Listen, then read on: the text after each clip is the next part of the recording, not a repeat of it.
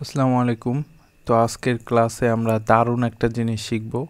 আপনারা স্ক্রিনে যে ওয়ালপেপারটা দেখতে পাচ্ছেন এটা ডিজাইন করা।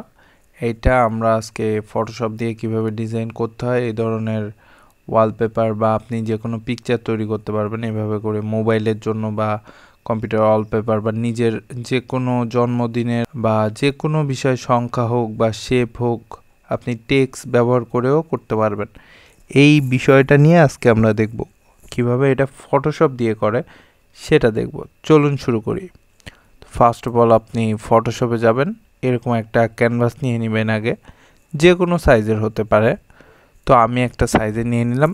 এখন এখানে আপনি যে ওয়ালপেপারটা দিয়ে করতে চান সেটা আগে নিয়ে আসবেন। ওকে, আমি এই ওয়ালপেপারটা নিতে চাচ্ছি, তো এটা আমি ড্রাগ করে ফটোশপের উপর ছেড়ে দিলাম। ওকে, আচ্ছা, এখন এটাকে ডুপ্লিকেট করতে হবে। কিবোর্ড থেকে কন্ট্রোল জে প্রেস করলে এটা ডুপ্লিকেট হয়ে গেল। এখন আপনারা লেয়ারে একটু খেয়াল করেন, এখানে দুইটা ইমেজ দেখা যাচ্ছে, একটা আমরা কপি করলাম কন্ট্রোল জে দিয়ে, আর একটা আমাদের অরিজিনাল যেটা। তো ওপরে যেটা আছে সেটাকে আমরা হাইড করে দিব। হাইড করার জন্য আইট অফ করলে উপরের ইমেজটা চলে গেল। এখানে দুইটা একই ইমেজ বিধায় দেখা যাচ্ছে না। আচ্ছা, নিচে যে ইমেজটা আছে এইটাতে ক্লিক করে আমরা ইমেজে যাব। এখান থেকে ইমেজে যাব, এখান থেকে অ্যাডজাস্টমেন্ট, এখান থেকে হিউজ স্যাচুরেশন, এখানে যাব। যাওয়ার পরে এখান থেকে আমরা স্যাচুরেশন যেটা আছে এটা আমরা পুরোটাই -100 করে দিব, আর লাইটনেসটা কমাই দিব। এই যে, আচ্ছা, কমাই দিলাম। এরপর কি করব, এটা আমরা লক করে দিব। এখন আমরা যেটা করব সেটা হলো আমরা একটা শেপ নিব। এখানে ইচ্ছা মতো একটা শেপ নিব, নিয়ে আমরা একটা কালার অ্যাপ্লাই করলাম। ধরেন যে গ্রে যে কালারটা আছে এটা থাকলো, বা এর থেকে একটু ডার্ক করে দিলাম। এই যে একটু ডার্ক করে দিলাম। আচ্ছা, এখন যেটা করব এটা আর একটু নিচে নামাই দিই, এটাকে আমরা লক করে দিই। আচ্ছা, এখন যেটা করব টাইপ টুলে ক্লিক করে এখানে একটা ক্লিক করব। এখানে আমি একটা সংখ্যা নিতে পারেন, টেক্সট নিতে পারেন, মানে আপনি যেটাতে এই ডিজাইনটা অ্যাপ্লাই করতে চান, যে কোনো লেখাও হইতে পারে বা সংখ্যা হইতে পারে, যা কিছু। তো আমি 1 লিখতেছি, এখানে 1 লেখার পরে আমি এই বরাবর রাখতেছি।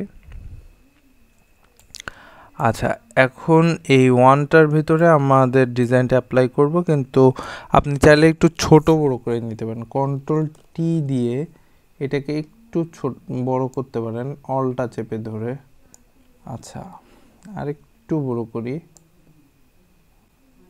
ঠিক আছে, এই বরাবর করে আমি এন্টার দিলাম, আর এটার নিচে রাখলাম যাতে এটা দেখা না যায়। এখন এখানে গ্লো ইফেক্টটা দিতে হবে। রাইট বাটন ক্লিক করে আমরা ব্লেন্ডিং অপশনে যাব। এখান থেকে যে আউটার গ্লো লেখা, এখানে আপনাদের ক্লিক করতে হবে। তো এখানে ক্লিক দিলাম, দেওয়ার পরে দেখেন একটা গ্লো ইফেক্ট আসছে। এখানে নয়েজটা আমরা 0 করে রাখছি এবং অপাসিটি 71, এখানে 70% দিলেও হবে। আচ্ছা, আর এখানে যা আছে সাইজটা 6 দেওয়া, ঠিক আছে, রেঞ্জটা 39 দেওয়া, এখানে 40 দিলেও হবে। আচ্ছা, দিয়ে এখন আমি ওকে দিলাম। আমার কিন্তু গ্লো ইফেক্টটা হয়ে গেছে। এরপরে আমরা যেটা করব, এখানে আমরা ইয়াটা করব, এই যে আমাদের এই যে ছবিটা এটা আসছে, এটা আমরা এর উপর ক্লিপিং মাস্ক করে দিব। রাইট বাটন ক্লিক করব, ক্রিয়েট ক্লিপিং মাস্ক, এটাই ক্লিক করব। দেখেন এটা এর ভিতরে চলে আসছে। এখন আমরা পেন টুলে ক্লিক করব, করে এখান থেকে আমরা একটা শেপ ড্রয়িং করব। সুন্দর করে সাজাই নিলাম। নেওয়ার পরে এখান থেকে আমরা মাস্কিং করে দিতে পারি। মাস্কিং করে এখানে আমরা গ্রাডিয়েন্ট যে টুলটা আছে এটা দিয়ে আমরা ম্যানেজ করব। তার আগে আমাদের এর ভিতরের কালারটা একটু চেঞ্জ করে দিতে হবে। দিয়ে যদি এখন এই টুলটায় ক্লিক করে আমরা এটা যদি এখানে আগে ক্লিক করে নিতে হবে মাস্কিংয়ে। এখন যদি এটা টানি তাহলে এটা চেঞ্জ আসবে, যদিও এখানে দুইটা সাদা এই জন্য এরকম দেখাচ্ছে। আমরা এটাকে একটু চেঞ্জ করি, এই যে দেখেন এখন কিন্তু বোঝা যাচ্ছে। তো এটা আমরা আমাদের যতটুকু সুন্দর লাগে সেই অনুযায়ী এটাকে আমরা রাখবো, এই পর্যন্ত রেখে ছেড়ে দিলাম। এই যে এখন হালকা একটা শ্যাডো দেখা যাচ্ছে। এখন আমার মনে হচ্ছে কি এই দুইটার যে কর্নার দুইটা আরও এদিকে সরে আসলে ভালো হতো, তো আমি আরও একটু সরাই দিলাম, আর এটা এদিক থেকে আরও একটু সরাই দিলাম, দিয়ে আমরা এখানে সিলেকশন টুলে ক্লিক করে দিলাম। আচ্ছা, তো এই ডিজাইনটাও আমি মাত্র করেছি আর এটাও এখন করলাম। তো আপনারা দেখেন এখানে হালকা একটু চেঞ্জ আছে, এখানে লাইটটা বেশি, এখানে লাইটটা কম। তো আপনি চাইলে এখানে লাইটটা বাড়াই দিতে পারেন এখান থেকে জাস্ট এইভাবে করে, এই যে।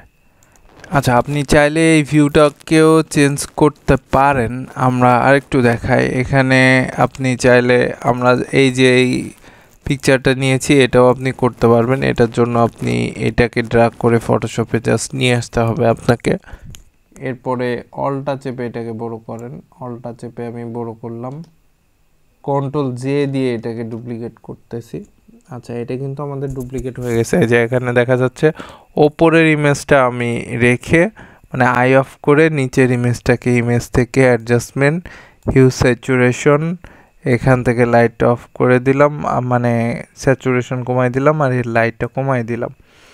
আচ্ছা, দেওয়ার পরে এখন ওকে দিয়ে দিলাম, এটা হয়ে গেল। এটা লক করে দেই, আর এই যেটা আছে এইটা এর উপরে দিয়ে দিব, এই যে দিয়ে আইটা অন করে দিব, এইটার আইটা অফ করে দিব, দিয়ে এটা কিন্তু অটোমেটিক ক্লিপিং পাথ হয়ে গেল, সরি ক্লিপিং মাস্ক আর কি হয়ে গেল। এখন দেখেন কেমন লাগছে। আচ্ছা, যতটুকু পারলাম এটা অ্যাডজাস্ট করার চেষ্টা করলাম। এখন ফাইল এক্সপোর্ট অ্যাজ, এরপরে একটু অপেক্ষা করতে হবে। দেখেন ছবির কোয়ালিটি অনেক ভালো আসবে, 299 কিলোবাইট। এক্সপোর্ট, এখান থেকে ওয়ালপেপার আগে একটা সেভ করছি, এখানে ওয়ালপেপার এটা 2 দিয়ে দিই, 2 দিয়ে সেভ করলাম। আপনি এখন এর ব্যাকগ্রাউন্ডটা চেঞ্জ করে বিভিন্ন ইমেজ দিয়ে আপনি করতে পারবেন। তো এই ছিল আজকের ক্লাস, আশা করি ক্লাসটা আপনাদের ভালো লাগবে। আপনারা এইভাবে করে আপনাদের কম্পিউটারে ওয়ালপেপার হিসেবে রাখতে পারেন, মোবাইলের ওয়ালপেপার হিসেবে রাখতে পারেন, আপনাদের ফেসবুকে শেয়ার করতে পারেন যে আপনি এই ডিজাইনটা করেছেন, কেমন হয়েছে, সবাই অ্যাপ্রিসিয়েট করলো। আমাদের গ্রুপ আছে, গ্রুপে শেয়ার করতে পারেন। সো এভাবে আমার দেওয়া টিউটোরিয়াল থেকে আপনারা প্র্যাকটিস করতে থাকেন, দেখবেন একটা সময় আপনারা একটা ভালো লেভেলে চলে যাবেন ইনশাআল্লাহ। তো এই ছিল আজকের ভিডিও এবং ক্লাস। আপনারা এটা প্র্যাকটিস করে গ্রুপেও জমা দেন এবং অপেক্ষা করতে থাকুন আমাদের নেক্সট ক্লাসের জন্য। আজকের ভিডিও এই পর্যন্ত, সবাই ভালো থাকবেন, আল্লাহ হাফেজ।